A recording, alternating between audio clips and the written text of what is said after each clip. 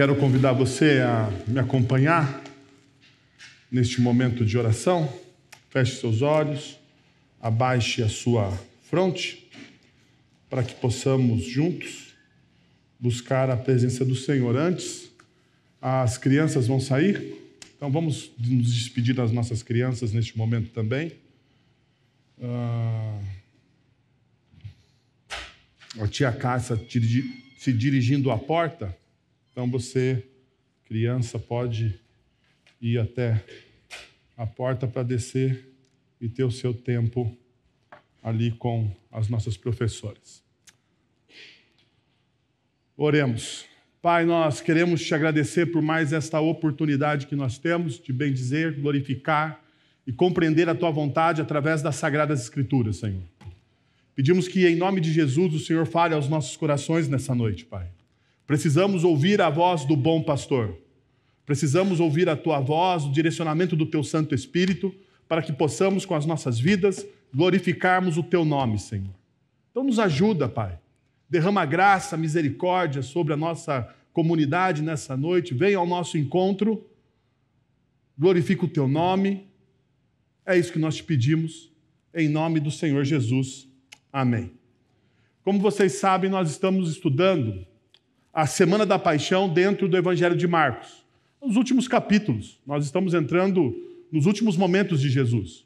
É verdade que o evangelista Marcos, ele gasta a maior parte do seu evangelho narrando essa semana, porque a Semana da Paixão, para o Evangelho de Marcos, é algo muito importante na formação dos novos discípulos. Então, quando nós falamos da Semana da Paixão, nós estamos falando da morte, do martírio de Cristo Jesus, da cruz do Calvário, da sua ressurreição e também da sua comissão. Da comissão que ele dá aos seus discípulos.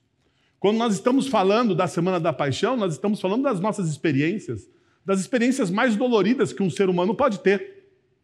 Jesus experimentou na Semana da Paixão todas as experiências de maior impacto da vida humana. Traição. Jesus foi traído por um dos seus. Na Semana da Paixão, Jesus experimentou o abandono. O abandono dos seus amigos, o abandono do seu próprio pai na cruz. Na Semana da Paixão, Jesus também experimenta a ressurreição, a esperança. As mais diversas experiências da vida humana estão ali descritas. E essas experiências servem para a formação dos discípulos. Então, por isso que talvez Marcos, na sua caminhada ou na sua compreensão de como formar os discípulos daquela primeira comunidade nascente, ele gasta boa parte do evangelho dele falando da Semana da Paixão. Mas uma das coisas que caminhar em fé exige da gente, é a gente abrir mão de algumas características do nosso tempo. Algumas das características mais intrínsecas da nossa cultura. Por exemplo, na nossa cultura, uma das coisas mais marcantes é o materialismo. Na cultura pós-moderna, o materialismo, a experiência sensorial, a experiência visceral, visível, do tocar, do sentir, se tornou praticamente um Deus. Tim Keller, na sua obra A Fé na Era do Ceticismo, ele diz o seguinte: no pensamento cético e materialista moderno, frequentemente encontramos a crença do que apenas o que pode ser empiricamente verificado é verdadeiro. Somente aquilo que é empiricamente verificável, ou seja, pode ser provado pela ciência, é verdadeiro. Nenhuma outra experiência que não seja uma experiência empírica se torna algo vacilante ou algo de movimento da fé. Porém, continua Tim Keller, essa crença é, em si mesma, uma afirmação metafísica que não pode ser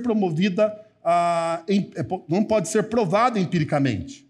Além disso, o pragmatismo cético, que afirma que a verdade é aquilo que funciona, falha em perceber que a funcionalidade prática não garante a verdade última. Muitas vezes, o que funciona é apenas uma conveniência temporária, ignorando questões fundamentais sobre significado, moralidade e propósito. O materialismo nos leva a um pragmatismo. E qual é esse pragmatismo? Nós abraçamos aquilo que funciona, independente se é moral ou amoral. No pragmatismo não existe um conceito tão nítido de moralidade. No pragmatismo, aquilo que funciona é o certo. Então, por exemplo, se o seu objetivo é se tornar uma pessoa próspera e rica, não interessa quais serão os meios. Na verdade, os meios, os fins vão justificar os meios. Esse é o pragmatismo. Os fins vão justificar os meios. Se você deseja ter prazer na vida, não importa se o seu prazer está debaixo ou não da palavra de Deus. Importa que funcione. Importa que funcione. Importa que você sinta prazer, que você sinta alegria. Então, os fins justificam os meios. O meu objetivo final justifica o caminho, independente se é certo ou errado. Porque, na verdade, o certo e o errado está submisso ao fim. Não importa qual seja esse fim. Dependendo de você. Parece que isso é novo. No entanto, não é. Não é.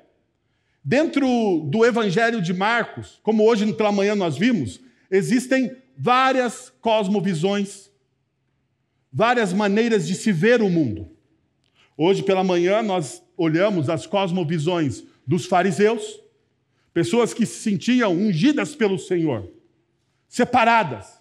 Eles eram os únicos que detinham o caminho da verdade. Quem não se submetesse a eles estava fora do caminho e não se encontrava com Deus. Nós olhamos para os herodianos, os políticos, os progressistas.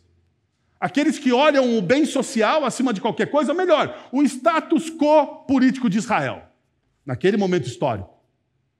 E eles faziam o que era necessário para manter esse status. Agora, pela noite, nós vamos encontrar um outro grupo de pessoas. Um outro grupo de pessoas que busca a mesma realidade. Um outro grupo de pessoas que olha, que tem a sua própria cosmovisão a respeito da palavra de Deus. E aqui está uma das coisas mais difíceis que talvez a reforma produziu. Por quê? Porque um dos princípios da reforma protestante é a livre interpretação das Escrituras. Então, um dos princípios, quando nós falamos de reforma protestante, um dos princípios da reforma protestante é a livre interpretação das Escrituras. Mas essa livre interpretação das Escrituras, ela não é tão livre. Ela não pode ser tão livre. As Escrituras precisam estar debaixo da própria verdade das Escrituras. Ou seja, eu não posso ter uma interpretação de algo, de um versículo, que ele contradiga a própria palavra de Deus. Ou seja, a minha interpretação de capítulos, de versículos, de livros das Sagradas Escrituras precisam estar submissos à própria Sagradas Escrituras no seu complemento total. Mas, infelizmente, no nosso mundo pós-moderno, onde os fins justificam os meios, as pessoas dizem, não, é aquilo que eu sinto. E havia um grupo de pessoas assim, naquela época onde Jesus teve que confrontá-los. A pergunta é, como nós, discípulos de Cristo Jesus, no século XXI, vamos confrontar esse materialismo também? Essa forma pragmática de viver. Como não se entregar a isso? Como não se entregar na filosofia de que os fins justificam os meios? Bom, deixa eu caminhar com vocês para dentro da palavra de Deus e nós darmos alguma olhada nisso. Nós vamos estudar, então, hoje o capítulo 12, continuando o capítulo 12, a partir do verso de número 18. O primeiro princípio é: cuidado com os argumentos que tentam reduzir tudo ao absurdo ou ao ridículo. Cuidado com o tipo de argumento que, quando se confronta com a palavra de Deus, tenta reduzir tudo ao absurdo ou ao ridículo. E você talvez já tenha passado por essa experiência de ter a sua fé confrontada diante de algumas pessoas e as pessoas menosprezarem a sua fé, menosprezarem aquilo que você crê.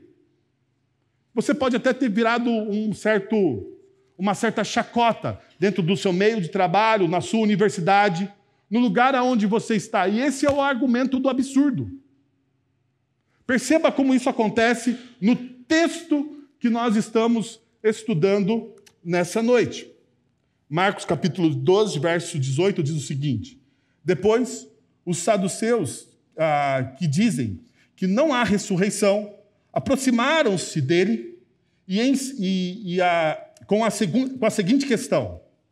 Os saduceus, e aqui nós temos já uma visão de quem se aproxima de Jesus, um outro grupo de personagens, os saduceus. E se você não sabe quem são esses saduceus, uma coisa muito importante é você entender quem eles são. Os saduceus é uma pequena seita de famílias sacerdotais ricas e influentes.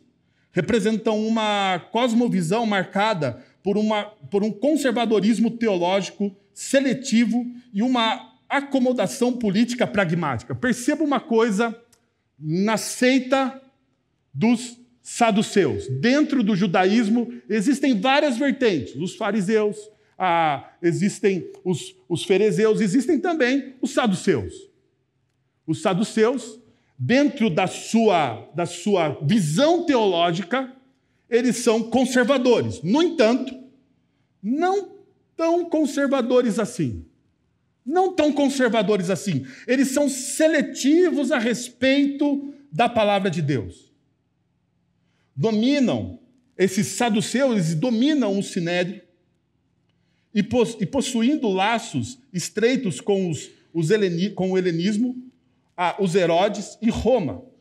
Eles restringiam sua autoridade escritural aos livros de Moisés. Ou seja, as únicas escrituras válidas para os saduceus eram os livros que Moisés escreveu, rejeitando outras traduções judaicas emergentes. Este conservadorismo, no entanto, não se tratava de uma fé robusta na sobrenaturalidade.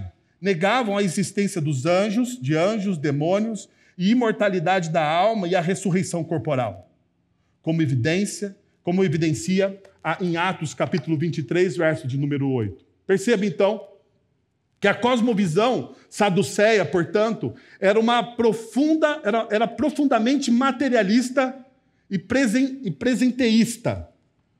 A doutrina do livre-arbítrio humano que eles defendiam indicava uma crença na autonomia e na capacidade humana sem a intervenção divina. Eles criam nisso, que a doutrina deles do livre-arbítrio não estava submissa à soberania de Deus.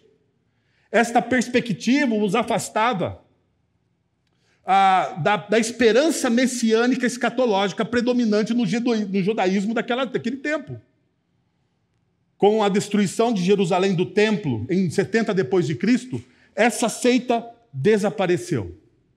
Mas perceba uma coisa: ao analisarmos a cosmovisão saduceia, ela revela uma postura de adaptação ao poder político vigente e uma rejeição das crenças sobrenaturais escatológicas, refletindo uma abordagem pragmática e materialista da existência e da fé. O quão semelhante nós somos aos saduceus? O quão pragmáticos nós somos com a nossa fé? Ou melhor, com a nossa vida? O quão autônomo, uma coisa que eu sempre me deparo com isso. As pessoas falando do livre-arbítrio, né? O livre-arbítrio da humanidade, o livre-arbítrio. Seja qual tipo de cristão, reformado, evangélico, até mesmo católico romano, o livre-arbítrio. O poder do homem de decidir todas as coisas. A autonomia do homem, a liberdade humana de traçar o seu próprio destino, independente da soberania de Deus. O quão próximos a essa espiritualidade nós somos? O quão pragmático você é no seu dia a dia? Quando você precisa tomar algumas decisões, você olha para os fins, aquilo que te leva mais rápido aonde você deseja chegar, ou você olha para o Evangelho? Porque, veja, nem sempre o Evangelho vai te dar atalhos. Na maioria das vezes, o Evangelho não vai te dar atalhos.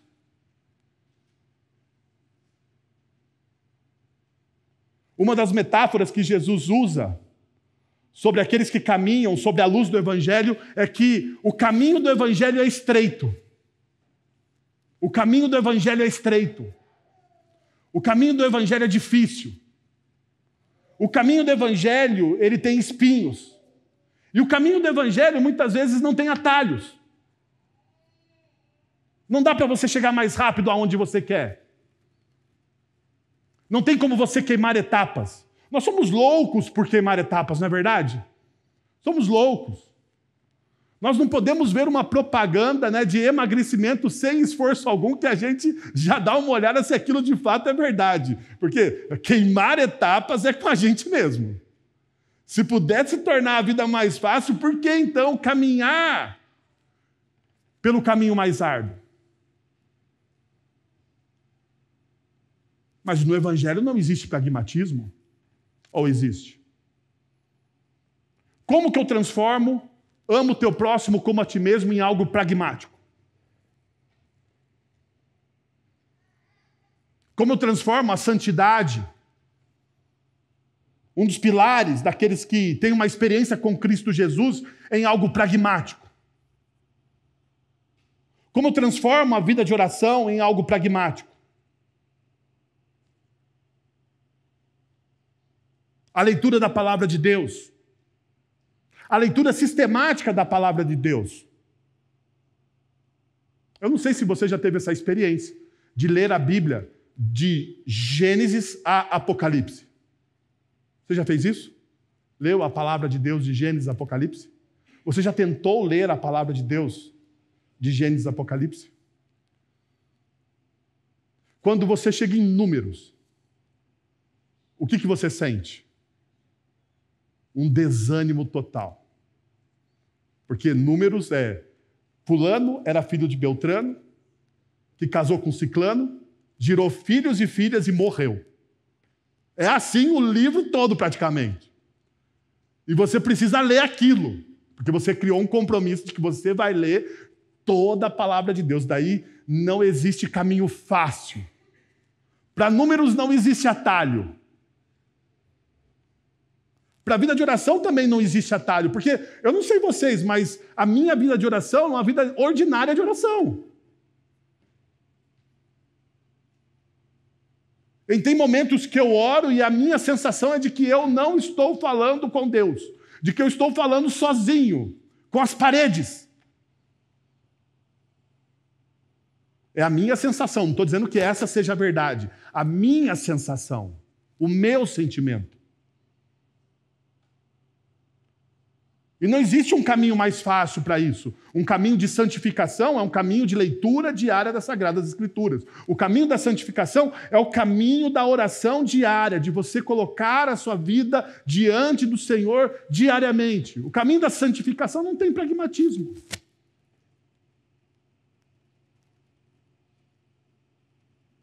E nós nos deparamos com isso, com os argumentos absurdos de algumas pessoas, às vezes. Perceba, qual é o argumento absurdo dos saduceus. Nenhum dos... perceba o que o texto diz no versículo 21. Ele começa falando sobre... calma aí, eu parei lá nos saduceus eu já passei diretamente. Deixa eu pegar aqui os saduceus. O verso 19, nós temos a pergunta que eles começam a dizer. Mestre, Moisés nos deixou escrito que se um homem morrer e deixar mulher sem filho, seu irmão deverá casar-se com a viúva e ter filhos para seu irmão. Havia 7 irmãos. O primeiro casou-se e morreu sem deixar filhos. O segundo casou-se com a viúva e também morreu sem deixar filhos. O mesmo aconteceu com o terceiro. Nenhum dos 7 deixou filhos. Finalmente morreu também a mulher. Perceba, a pergunta, na ressurreição, de quem ela será a esposa? Visto que os 7 foram casados com ela. Você percebe o exagero no argumento dos saduceus diante da realidade? 7 irmãos, e eles fazem de propósito isso, porque o número 7, dentro do judaísmo, é o número de perfeição. É o algarismo da perfeição. Então eles têm 7 irmãos. Existe um ciclo completo, perfeito na família. Esses 7 irmãos casam-se com a mesma mulher diante de uma lei de Moisés que, não sei se você sabe, mas existia a pergunta astuta deles, girava em torno do conceito do casamento levirato, que é em latim o casamento com o cunhado, para o cunhado. Mencionado em Gênesis capítulo 38, verso de número 8 e 10, e explicado em Deuteronômio capítulo 25, versos de 5 a 6. Na visão dos saduceus, eles colocam esse argumento absurdo, reduzindo a prática do casamento ao extremo. Imaginaram uma situação em que uma mulher se casou 7 vezes com 7 irmãos, todos falecendo sem deixar descendência. Sem deixar descendência. Aqui está o argumento absurdo. Essa abordagem desafiava a crença da ressurreição e da vida futura. Central para os fariseus, para a maioria dos rabinos. E eles estão tentando colocar Jesus à prova.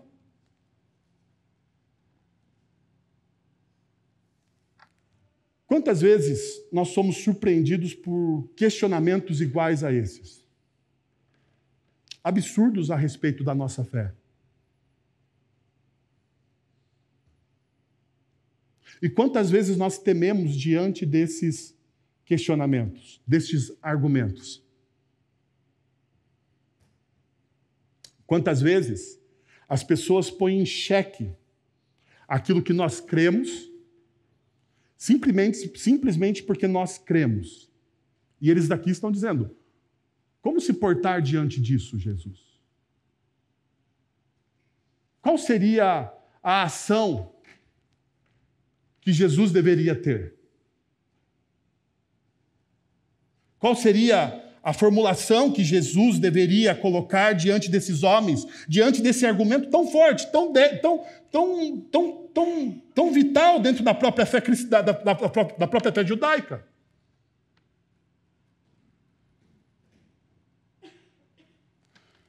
Deixa eu te perguntar, você já se sentiu sem resposta diante do argumento das pessoas sobre a sua fé, sobre aquilo que você crê? Você já se sentiu sem resposta? Sem como responder aquilo que você crê? Por que você crê no que você crê? A pessoa olha para você e diz, por que você crê em Jesus? E coisas que parecem tão óbvias para a gente, neste momento não parecem tão óbvias assim.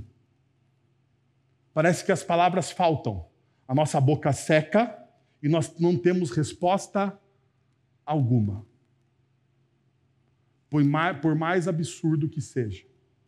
A nossa cultura o tempo todo desafia a nossa fé a respeito da morte e ressurreição de Jesus. A nossa cultura o tempo todo desafia a nossa fé a respeito da morte e ressurreição de Jesus. Um dos maiores questionamentos científicos sobre a fé cristã é a morte e ressurreição do Cristo. Há décadas atrás, final da década dos anos 90, início dos anos 2000, saiu um filme chamado O Corpo. Não sei se você se lembra, porque eu já sou velho, e eu acho que quem protagonizava o filme era o Antônio Bandeiras. É o Antônio Bandeiras, tá vendo? Não estou tão velho assim, tá funcionando a memória lá, né? E qual era a ideia do filme? A ideia do filme é de que eles encontraram o caixão, a urna, aonde continha o corpo do Cristo. E todo o filme se desenrola sobre: será que nós devemos divulgar isso às pessoas? O que vai acontecer com o mundo ocidental se eles descobrirem o corpo do Cristo?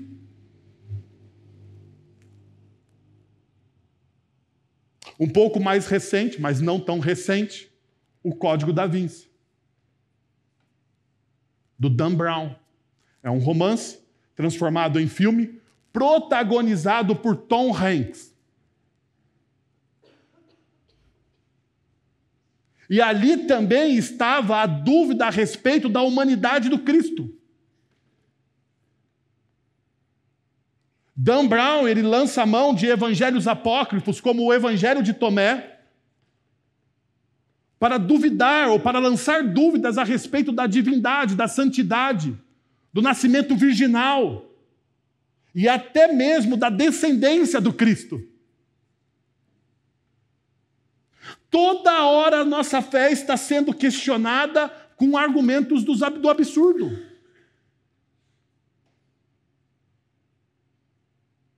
Por maior que seja o nosso testemunho, a nossa vivência, a nossa espiritualidade, nós seremos colocados à prova. E esse argumento está por aí.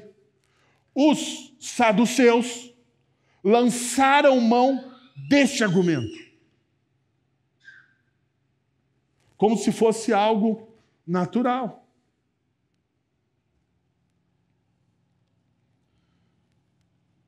Qual seria a sua ação diante disso? Como você se portaria diante de tal argumento? Não, talvez, questionando o que os saduceus estão questionando de Jesus aqui, a respeito do casamento. Mas como você lida com isso? Você se prostra? Você se cala?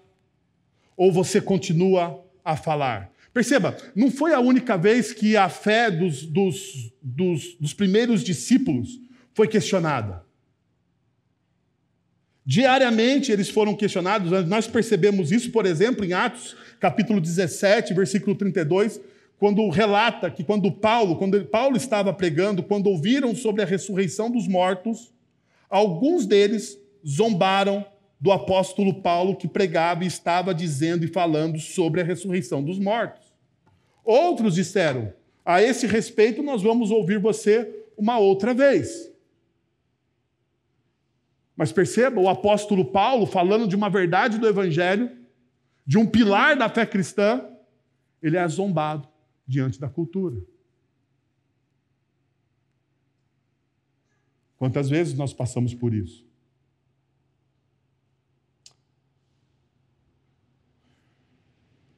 Mas o pior para mim não é passar pela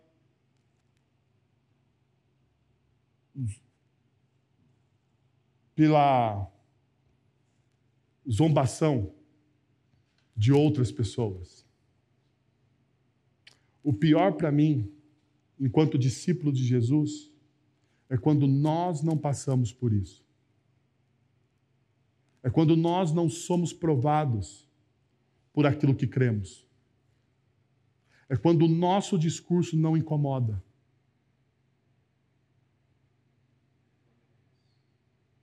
Porque a maioria das vezes, nós, como discípulos de Cristo, nós não estamos sendo zombados porque nós não estamos pregando.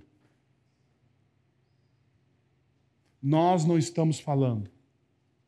Então nós não seremos motivos. Nós não enfrentaremos o argumento do absurdo. Porque nós estamos acomodados, sentados no banco das nossas igrejas, ouvindo os nossos pastores, engordando espiritualmente, mas não criando nenhum filho na fé. Não derramando o nosso conhecimento sobre aqueles que ainda não conhecem a verdade do Evangelho. Não arriscando a nossa reputação. Não arriscando a nossa reputação. Porque vamos convir aqui. Ser achincalhado, ser zombado, ser desafiado, ser colocado à prova, seja pelo um argumento mais refinado, ou seja pelo argumento do absurdo, não é confortável para ninguém. Talvez o caminho mais confortável para nós é o silêncio.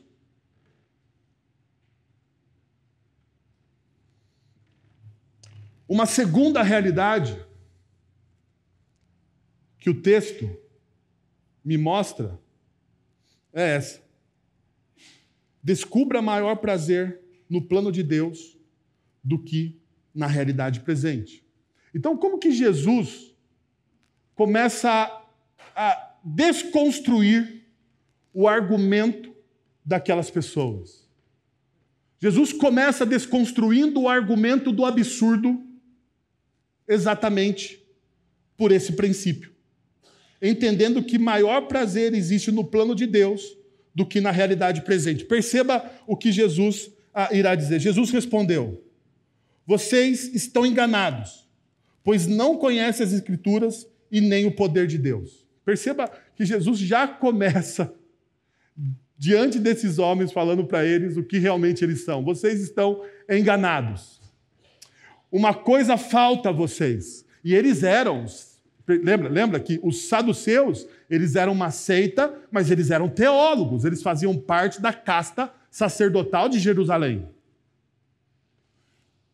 Então esses homens, conhecedores, mas conhecedores seletivos das Escrituras, e aqui está um problema, eles são conhecedores seletivos da Escritura, e quando você é um conhecedor seletivo das Escrituras, você não conhece o poder de Deus. Então perceba esse princípio. A má interpretação da Bíblia resulta em um entendimento equivocado de Deus. Isso, inevitavelmente, leva a uma visão distorcida de quem Ele é. O resultado é sempre um Deus pequeno e impotente, que não corresponde ao Deus revelado na Bíblia. Uma má interpretação das Escrituras resulta em um entendimento equivocado de Deus. Jesus, então, começa respondendo a eles. Primeira coisa, vocês têm uma má interpretação das Escrituras. Essa má interpretação das Escrituras que vocês têm leva a um conhecimento equivocado de quem Deus é. E quando você tem um conhecimento equivocado de quem Deus é, Ele não é o Deus das Sagradas Escrituras, é o Deus que você projetou, é o Deus que você construiu, o Deus que você constrói a partir dos recortes que você tem da Palavra de Deus. E esses recortes que você tem da Palavra de Deus, do Deus que você constrói, não é o Deus que as Sagradas Escrituras revelam de maneira plena. E daí esse Deus que você constrói, que você projeta, ele não é onipotente, ele não é onisciente, ele não é onipresente. Na verdade, ele é impotente para resolver os seus problemas, porque ele não é o Deus que as Sagradas Escrituras revelam. A primeira coisa que Jesus faz ao confrontar eles é dizer: vocês não interpretam. Jesus, então, começa corrigindo esses homens a partir do verso de número 25. Perceba. Quanto aos mortos ressuscitarem, não se casam, nem são dados em casamento, mas são como os anjos dos céus. Ele já vai aprofundando o seu arcabouço teológico e corrigindo as pessoas, independente de quem elas são. Veja, Jesus então lhe responde à questão dos saduceus com 3 afirmações claras e transformadoras. Primeiro, Jesus afirmou a realidade da ressurreição. Segundo, Jesus ensinou que os relacionamentos conjugais, como os conhecemos nessa vida, não terão lugar na vida vindoura. Terceiro, Jesus indicou que na ressurreição seremos como os anjos, implicando uma existência livre da procriação e de morte, tornando o casamento desnecessário para esse propósito. Jesus, na resposta dele, vai descortinar a pergunta que está subjacente, escondida dos saduceus. Qual é a pergunta escondida dos saduceus quando eles falam sobre casamento?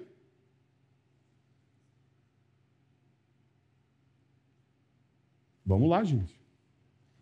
Qual é a pergunta escondida, subjacente dos saduceus?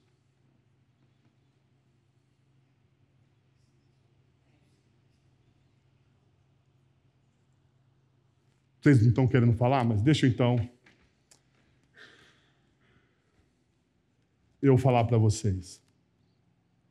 A questão chave, subjacente é: haverá sexo no céu? Porque é isso que eles estão perguntando.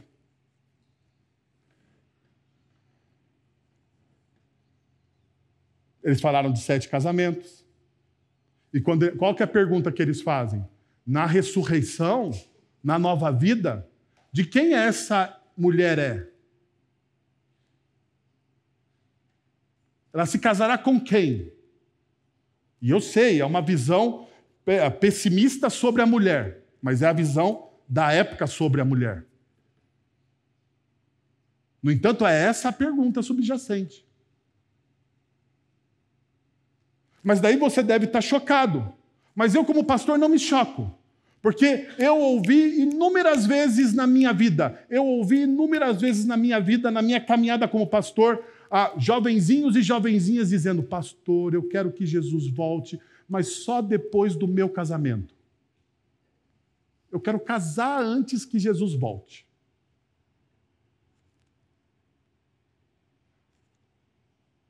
Vocês nunca ouviram isso? Vocês nunca pensaram assim? Vocês são mais crentes do que as pessoas que eu pastorei. Mas essa é a verdade. Essa é a verdade, e isso revela um materialismo no nosso coração. Embora a Bíblia não aborde explicitamente essa questão, podemos afirmar com confiança que nossas identidades individuais serão preservadas em corpos glorificados no céu. Em um sentido real, haverá uma continuidade do sexo, que é essencial na nossa identidade de gênero. Contudo, qualquer prazer físico, sensual e sexual que experimentamos nessa vida será superado de maneira inimaginável na vida futura. Ou seja, perceba, os materialistas estão limitados a perceber apenas o que os seus olhos e sentimentos físicos podem captar, sem conseguir vislumbrar a plenitude de uma realidade maior. Como diz o apóstolo Paulo em 2 Coríntios, capítulo 4, verso 18, pois as coisas que se veem são temporárias e as que não se veem são eternas. Nós somos tão materialistas que nós achamos que o prazer que nós temos agora é maior que o prazer que nós vamos ter na eternidade. Perceba essa realidade. Quantas vezes homens e mulheres cristãos têm medo da morte? Têm medo da morte. E por que homens e mulheres cristãos têm medo da morte? Por qual motivo? Eles não confiam na palavra e na promessa de que Cristo Jesus, de que a eternidade é melhor do que a experiência que eles têm aqui e agora. Por que jovens cristãos estão preocupados com o casamento antes da eternidade? Será que nós não nos tornamos tão materialistas quanto a nossa cultura?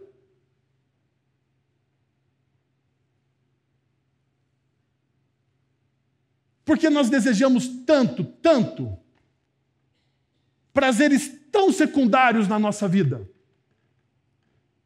E não almejamos, não cantamos, não desejamos mais a volta do Cristo. Você já parou para pensar que a gente perdeu nas nossas igrejas a prática de orarmos pela volta do Senhor Jesus? Quem é mais velho aqui de igreja sabe que isso acontecia antigamente. Quem é assim, velhão de igreja, lembra-se de uma coisa que acontecia nas igrejas presbiterianas, apesar de nós não sermos pentecostais, eram as vigílias de oração. E um dos momentos da vigília de oração, pelo menos na minha igreja presbiteriana em Campinas, era a gente parar, orar, cantar e desejar a volta do Senhor Jesus. Maranata, vem Senhor Jesus. Nós perdemos a perspectiva de que a eternidade vai curar as nossas feridas.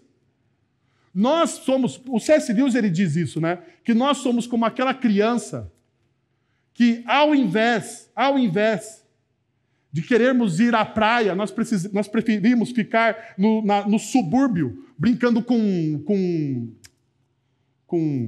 barro. Uma realidade nos é proposta muito maior à nossa frente, mas nós não queremos essa realidade. Nós queremos os prazeres transitórios desta vida. E parece um absurdo o que eu estou pregando hoje. Parece um absurdo. E eu sei disso. Porque talvez o que você veio aqui não foi para ouvir uma pregação escatológica sobre o desejo de ter Cristo Jesus sendo entronizado de fato na história.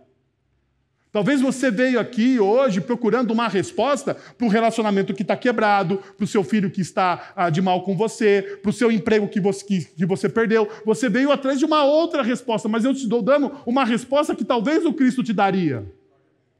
Que na eternidade você será curado.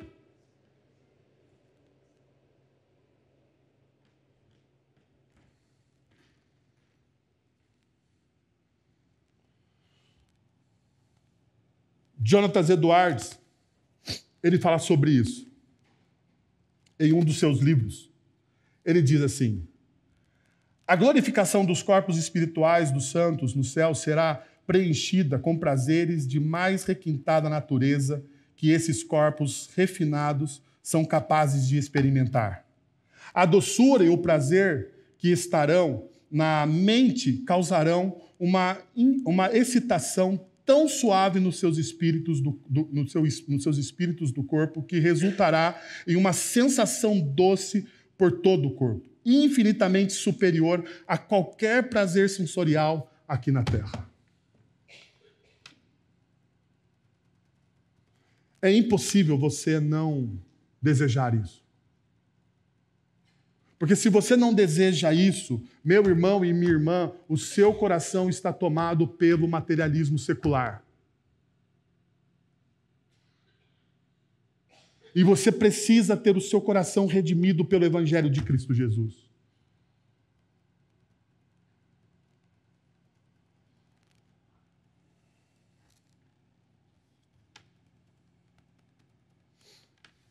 Uma terceira e última realidade que o texto nos informa é essa: encontre descanso na fidelidade de Deus à sua aliança.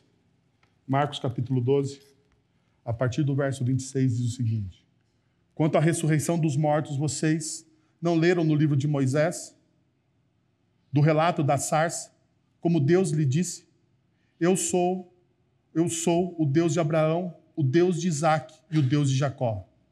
Ele não é Deus de mortos, mas de vivos. Vocês estão muito enganados. Perceba o que Jesus vai dizer ao final para esses homens. Jesus vai desconstruindo os argumentos deles. Jesus vai dizendo: existem realidades maiores do que aquelas que vocês experimentam aqui. E vocês precisam confiar na bondade de Deus. E agora vocês precisam descansar na aliança que Deus fez com vocês. E como que Jesus faz isso? Jesus relembra aqueles homens, aqueles teólogos, da fidelidade de Deus. E Jesus relembra essa fidelidade de Deus olhando para os patriarcas. E perceba, Jesus, em sua graça, confronta os saduceus em seu próprio terreno ao referir-se à história da sarça ardente descrita em Êxodo capítulo 3, verso de número 6. Por quê? Porque os saduceus, eles acreditavam que somente os livros de Moisés eram os livros santos. Então, Jesus vai até eles para ensiná-los. Isso aqui é graça de Deus. Jesus, e aqui está talvez um dos nossos ensinamentos. Jesus vai até a nós, até onde nós estamos.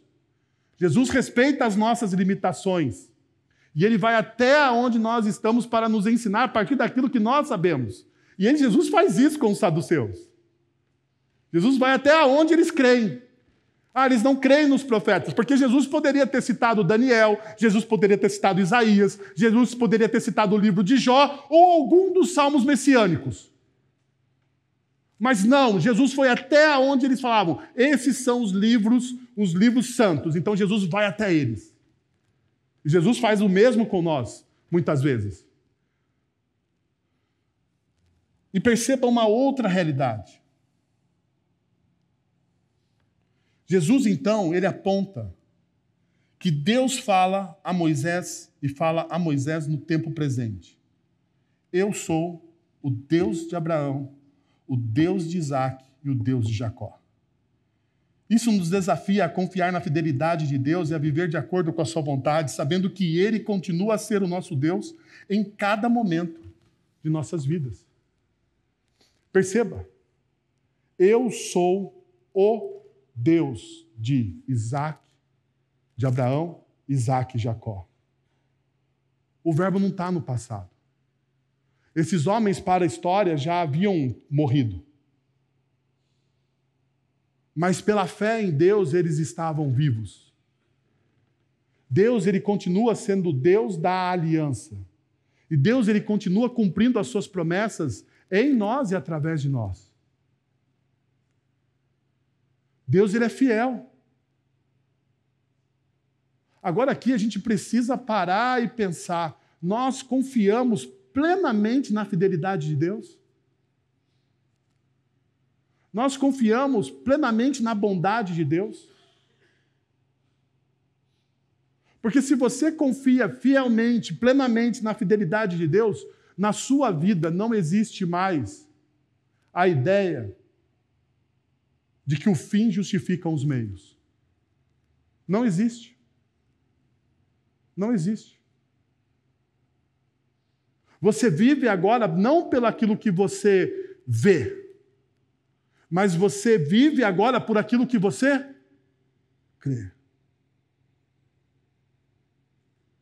E viver por aquilo que a gente crê é viver talvez pelas impossibilidades, pelas coisas mais difíceis de acontecerem. Viver por aquilo que a gente crê é viver prestando atenção e tendo atenção a como Deus está agindo na minha e na sua vida, através de grandes e pequenos milagres. Porque Ele é o Deus de hoje, Ele é o Deus que fez uma aliança e continua fazendo aliança com o teu povo e continua sustentando essa aliança de maneira fiel através de Jesus.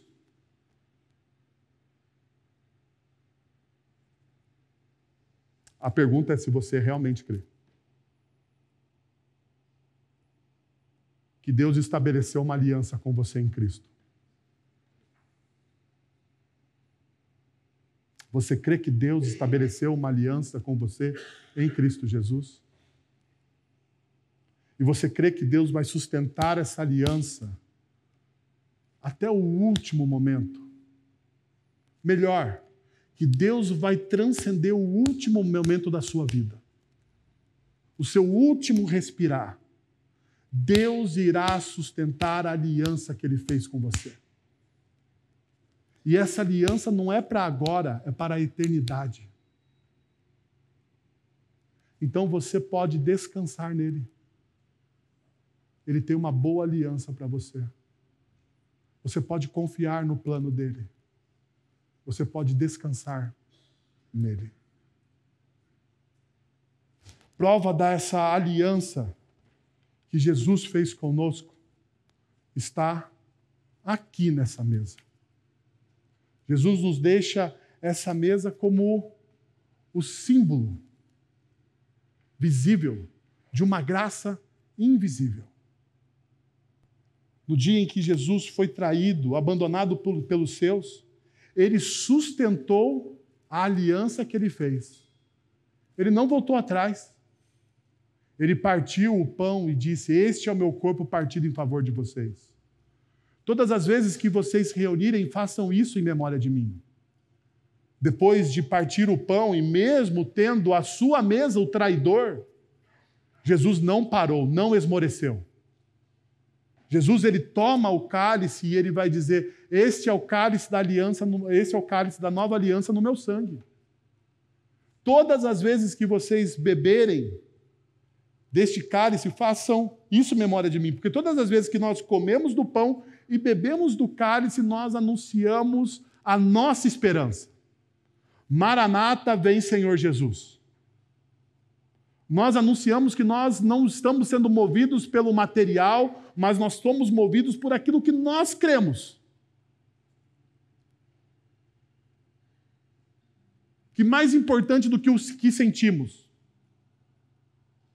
é o que Deus diz a respeito de nós.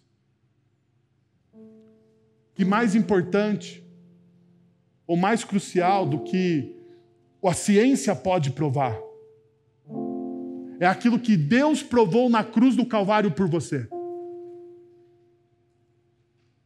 Morrendo na cruz do Calvário por você, pelos seus pecados. E trazendo vida nova a você.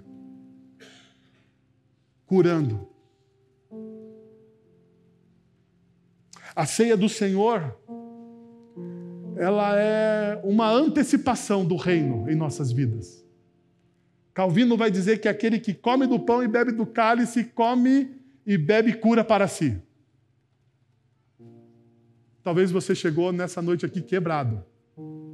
Eu não sei como que você chegou. Mas talvez você chegou aqui sem esperança alguma, em alguma área da sua vida. Eu quero convidar você para comer esperança, para beber esperança, porque o Cristo ressuscitou por você. Que tal você fechar os seus olhos, abaixar a sua cabeça? Senhor, nós estamos na Tua presença, Senhor, e queremos Te agradecer pela Tua bondade, pela Tua fidelidade, Senhor. Que apesar das nossas falhas, dos nossos recortes, apesar, ó Deus, de às vezes nós projetarmos um Deus que não está nas Sagradas Escrituras, o Senhor é esse Deus presente, presente em nós, nas nossas vidas. O Senhor é maior, ó Deus, do que os nossos achismos. Pai, eu quero pedir que através do Teu Santo Espírito, o Senhor, de maneira graciosa, amorosa, venha revelar-se de maneira acolhedora a cada um que aqui está presente, trazendo transformação, renovação, trazendo a Deus a cura que existe na cruz de Cristo Jesus, trazendo a restauração de relacionamentos, trazendo a paz, ó Deus, trazendo paz àqueles que ainda estão em guerra com o seu próprio coração. Levanta o quebrado, Senhor. Tenha misericórdia de que está esmagado pela vida. E que através desse sacramento ele experimente a graça de Cristo Jesus. Que pela fé, Deus, o Senhor se faz presente aqui no nosso meio. É isso que nós oramos, é nisso que nós cremos. Em nome de Jesus. Amém. Oremos. Pai, nós queremos te agradecer por este sacramento, por este momento de adoração, pela tua palavra, Senhor, pregada, pelos frutos que o teu Santo Espírito tem trazido ao nosso meio. Nos dá, Senhor, a visão do teu reino, Senhor. Que os nossos olhos possam estar fixos no autor e consumador da nossa fé, que é Cristo Jesus. Que o nosso coração, que a nossa alegria, Deus, não esteja nas coisas materiais efêmeras que a cultura nos oferece, Senhor, mas que a nossa alegria, que a alegria do Senhor seja como povo de Deus, que a alegria do Senhor inunde os nossos corações, ó Deus, como povo de Deus, e que essa alegria de sermos filhos amados do Senhor possa nos sustentar, ó Deus, nos momentos mais difíceis das nossas vidas. Seguros nas promessas de Cristo Jesus, seguros, ó Deus, de que em Ti nós herdamos a vida eterna, que em Ti, ó Deus, seremos ressuscitados, glorificados, não pelos nossos méritos, mas pelos méritos daquele que nos amou até o fim. Ó Senhor, muito obrigado, porque neste sacramento nós reconhecemos a aliança perpétua que você tem com o seu povo. Nós reconhecemos a tua bondade, a tua soberania, a tua fidelidade, que apesar da nossa infidelidade, Senhor, o Senhor permanece fiel. O Senhor não volta atrás na tua palavra. Louvado seja o nome do Senhor. É isso que nós oramos em nome de Jesus. Amém. Vamos receber a bênção e nos despedir em nome de Jesus. Agora, irmãos, que a graça de nosso Senhor e Salvador Jesus Cristo, o amor de nosso Deus e Pai, o conselho, o consolo, o poder e a ação do Santo Espírito de Deus estejam sobre vocês agora e pelos séculos dos séculos. Amém.